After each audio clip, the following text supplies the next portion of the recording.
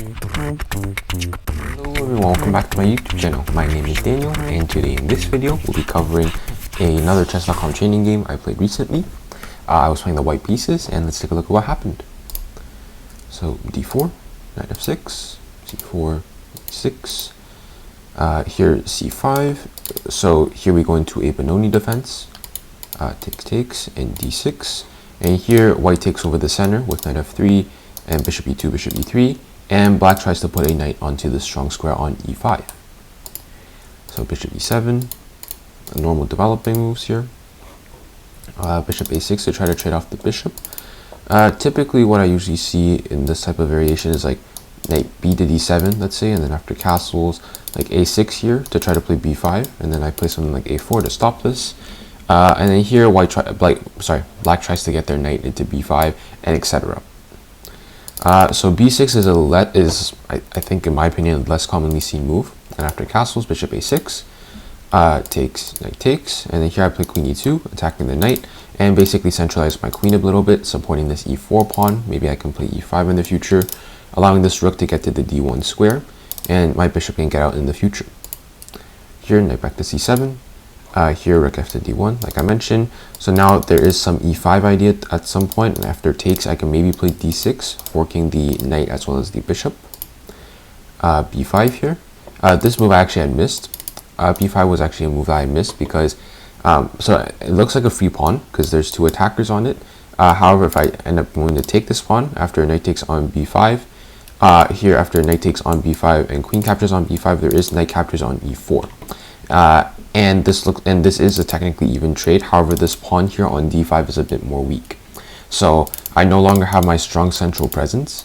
Black can get their rook on the e file, and now my rook on the d file is a little bit dumb because, well, it prefers to be on the e file because this is an open file, so it has more squares it can access. And the main thing is just that this pawn is really weak. So going back, I don't actually take after b5. Here I go for this really complicated move here with the move e5. So my idea with e5 is that after takes, now there is no longer a pawn here on e4. So now I can play, my idea is I can probably play knight captures on b5. However, there is e4 ideas. So here I also even consider the move d6. After bishop captures on d6, here I consider like knight captures on b5. However, here, so d6 is actually the best move. However, here bishop g5 is better, pinning the knight to the queen. And basically, I think the argument is that it's just really difficult for black to move. Like let's say after queen e7, after bishop takes and queen takes, then here there is knight e4, forking the queen as well as the bishop. So basically, it's just really difficult for black to move here after d6 and bishop to g5, because I'm threatening like knight e4, and there's a bunch of pins here, as well as the opportunity for a bunch of forks. So, however, here my opponent plays knight back to d7. Here I play captures on d6, bishop takes, and here I simply win a pawn with knight captures on b5. After knight takes and queen takes, here I'm cleaning up a pawn, and now I just sort of regroup my pieces and try to basically prove this d5 pawn's advantage. So now this d pawn is passed, and I'm just going to try to push it down the rest of the board at some point and try to convert it to a win. Queen c2. Here I defend this pawn on b2 so I can bring this bishop out. Knight e5. Here I play knight takes, and after queen takes I play g3. Now I'm setting up bishop f4, trading off even more pieces. And g3 here was necessary because there was an attack on the h2 pawn. So g3, here my opponent plays queen e2, I play queen takes, rook takes, and I want to get this bishop out. However, I don't want to lose this pawn, so I firstly play bishop to d2. I can play king f1 at some point to kick this rook out. So here my opponent plays the move c4, and after king f1, my opponent goes back rook e4. Another potential try was to play rook b to e8. However, here I believe there is the move rook to e1, or even better maybe is like bishop to e3, locking in this rook, and after rook to c2, then I can play something like rook d to c1 to trade off the rooks. However, I think rook e1 is a bit more direct. You can't take this bishop, even though it looks like it's for free, because I can take this rook. After the bishop blocks, then here I can play rook c1 and just win this pawn. And after takes, you'll see that I have a rook for a bishop, which means that white is probably winning. And white is here, in fact. So after rook e1, basically you would have to trade the rooks and probably trade the other set. Because if you don't, then white gets access to the whole open file. and that at that point I'd be up this pawn, and it'd be a lot simpler position to play. Here I play king f1. My opponent goes back to e4. However, bishop c3, rook to b5. Here I'm going for the trade of rooks, and I do get it. And it looks like you can capture this pawn. However, this would actually lose because after rook e8 check, bishop f8 only move, and here bishop b4. I am attacking the pinned piece twice, and there's no way for this rook to defend this piece again. So after something like rook d1 check, king g2, here the best you can do is probably, you can't even actually win this pawn, because here if you do something like if you do like a lazy move, then here I can simply play rook captures on f8, which is actually just checkmate, supported by this bishop here on b4. So going back, and also here you couldn't take this pawn either because this rook is undefended, so I can simply capture a rook and I'm up a rook here for free. So after rook e8, rook e1, we trade, and here king f8 was played, so now rook captures on d5 is possible because there is no rook e8. So here I play rook d1, bishop b4, and here I play a4. My idea with a4 is that here I want to go win this pawn. After rook d4, you'll notice that after this trade, this rook can just simply stay on c5, or in fact they can probably play king e7 because I can't take on c4 because then I would lose the d5 pawn. So instead I play a4 first to kick this rook away. If this rook goes to any of the 5th rank squares, then this bishop would lose a guard. And also you can't take this bishop first because after a captures on b5, bishop captures on b2. Here I have the move rook e1, cutting off the king from getting out to protect this, to basically prevent this past d pawn. After c3, let's say, d6, c2, d7. Here you can get a queen, however I can get a queen or even a rook. Basically up to, sorry, not a queen again, up to your choice, and these are both actually checkmate because this rook on the e-file still cuts off the king from being able to go out to the e-file, while the other rook or queen basically stops the king from being able to move on the back rank. So basically here there is no exchange sacrifice, so my opponent has to go back with rook to b7, and here now I play the move rook d4 because now I can actually win this pawn without having to lose the d5 pawn.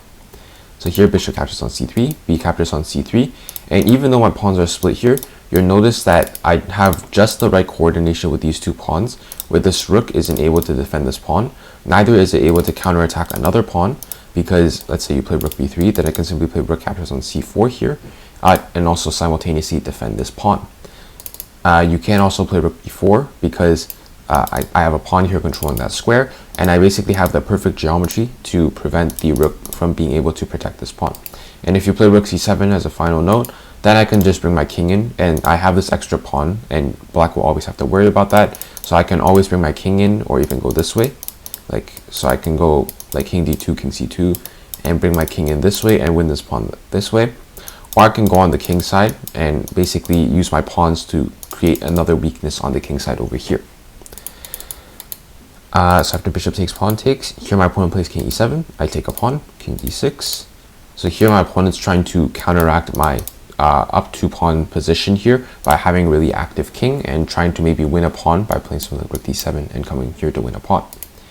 However, here my opponent plays king d6, and here I just expand a little bit on the king side, get a little bit more space, and here I start the process of defending my pawns here with c4. Now this structure is all defended, and this a4 pawn I'm not too concerned about right now, because this a7 pawn is still on its home square, whereas these two pawns have already gone to move forwards, and they're relatively, well, they're closer than this a7 pawn, so it should be easier theoretically for me to get a queen than for my opponent. Also considering I have 2 pawns here instead of only 1, that also helps me in my chances to get a queen. So here rook c3, king e4, f5 check. Here the best way to king capture is on f5. However, here I think the more practical choice is to play king f4, because my opponent here is down material, so trading pawns wouldn't necessarily be the best. Also, after rook captures on f3 and king to g4, I feel like I have to defend like a lot of weaknesses here. Like after rook a3, for example, and this pawn, here I actually do have the move c5, which I saw in a different position, but I didn't see in this position. The point is basically if you play takes, then here you have this really stunning move, d6. You can't actually take this rook because after d7, even though black has all of these pieces, none of them can stop this pawn from being able to get a queen. This rook is way too far offside to be able to come back and get it, and obviously these 3 pawns can't do anything above the pawn. And this king is also too far away to come back and basically stop it from promoting. However, instead in the game, I played king f4. Here my opponent plays rook b3. And here, now I decided to, okay, I guess I can capture this pawn. After rook captures on f3, here, this is the position where I'd seen the move c5. If my opponent played something random. Yeah, obviously after rook b3, I can't play c5, because this no longer works, because after king takes in d6 and king takes, after d7, black actually has the move rook b8, protecting the d8 promotion square. And after rook takes, then, well, I'm simply down a rook here, and these pawns are all going to fall, and then there's 3 other pawns that are going to make new queens. So here, just to also illustrate here, also if you played rook a3, it's the exact same position that we mentioned before. Here c5 takes in d6, and then you get this very nice variation here where you have this one pawn that no one can stop. However, in the game here, after rook b3, here I just simply play king to f4, and here my opponent actually ran out of time. But however, how I would win this position is that I would simply bring these pawns forward a bit more, preferably with like this sort of a setup, if like we were to play random moves, this sort of a setup, because then this rook would be able to defend all of these pawns. And at this point, I would start to try to bring my king in and try to use one of these pawns, like h6 for example, to allow my king to enter. Like just to illustrate something like this, like h6 here. And now this structure, something's going to fall after g captures on h6. Here I can play king captures on h6. However, here better is king f6.